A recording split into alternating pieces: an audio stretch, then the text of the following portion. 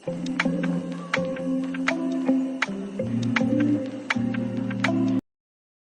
नमस्कार मंडळी, welcome back to my page.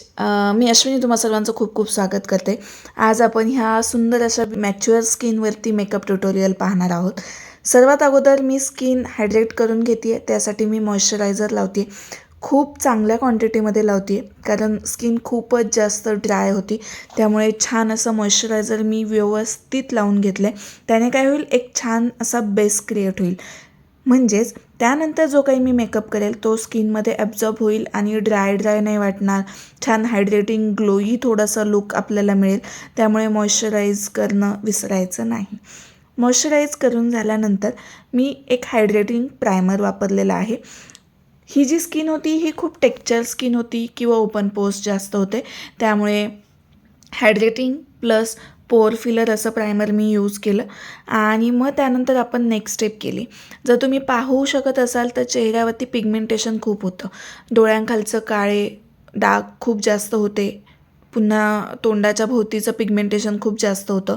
म्हणजे चेहऱ्यावरती ओव्हरऑल खूप जास्त पिगमेंटेशन दिसत होतं. त्यामुळे मी काय केलं, ऑरेंज कलर करेक्टर जसं आत्ता मी लावते तसा पहिले लावून घेतला. आणि मग त्यानंतर ब्रशनं ॲप्लिकेशन करून झालं की ब्लेंडरनं मी ते सगळं ब्लेंड करून घेतलं व्यवस्थित.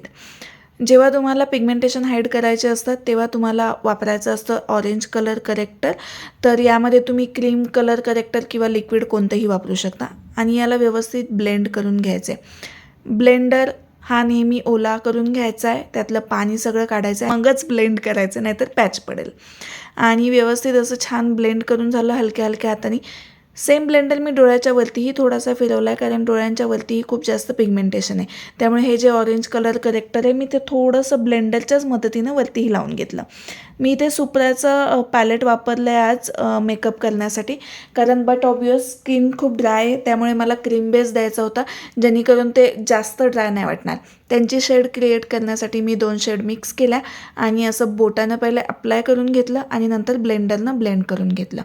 आता स्किननुसार कशा शेड मिक्स करायच्या किंवा कोणते फाउंडेशन कसे मिक्स करायचे, शेड कशी क्रिएट करायची, किंवा मेकअपमध्ये तुम्हाला जर करिअर करायचं असेल तर तुम्ही येणारी बॅच आपली प्रोफेशनल क्लासची जॉईन करू शकता. त्यासाठी डिस्क्रिप्शन बॉक्समध्ये एक नंबर मेन्शन आहे, त्याच्यावरती व्हॉट्सअप मेसेज केल्यानंतर तुम्हाला डिटेल्स मिळतील.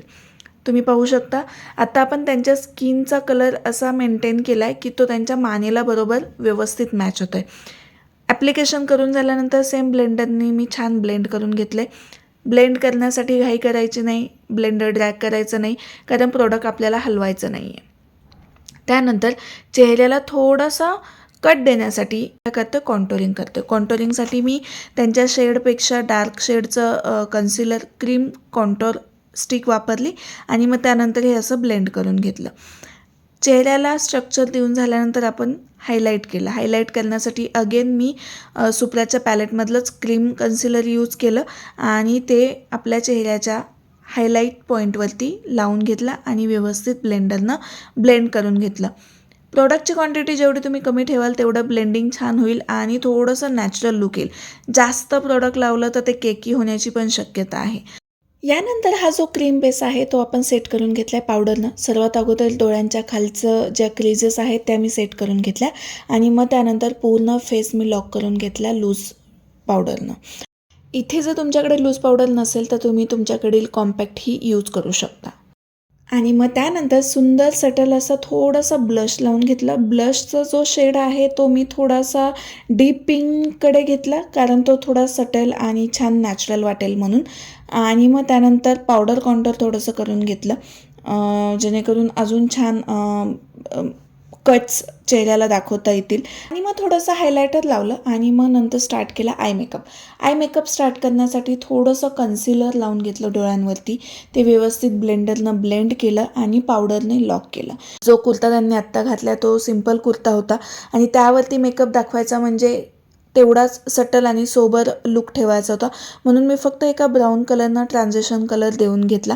तुमच्याकडे जर तुम्हाला पिंक टोनमध्ये जायचं असेल तर पिंक टोनचा तुम्ही ट्रान्झिशन कलर देऊ शकता, किंवा ब्राऊन किंवा अजून कुठलाही तुम्हाला आवडणारा रंग तुम्ही असा प्लेन पहिले लावून घेऊ शकता. त्यानंतर डार्क शेडनं फक्त लायनर जिथे आपण लावतो तिथे मी पावडरने खोटं लायनर क्रिएट केलं आहे. याऐवजी तुम्ही क्रीम लायनरही लावू शकता. बट जेव्हा मॅच्युअर स्किन असते आणि डोळ्यांवरती खूप सारे क्रीजेस असतात तेव्हा हे जी हॅक आहे पावडर लायनरची ही खूप सुंदर काम करते.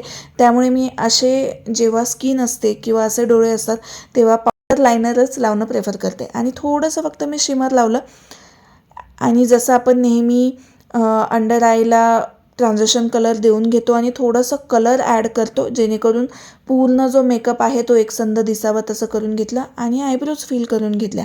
आयब्रोज फिल करताना पण लाईट ब्राऊन कलर यूज केला आहे मी, जो जरा नॅचरल टोनमध्ये वाटेल. आणि लिपस्टिक लावून घेतली, टिकली लावली आणि आपला मेकअप डन झालेला आहे.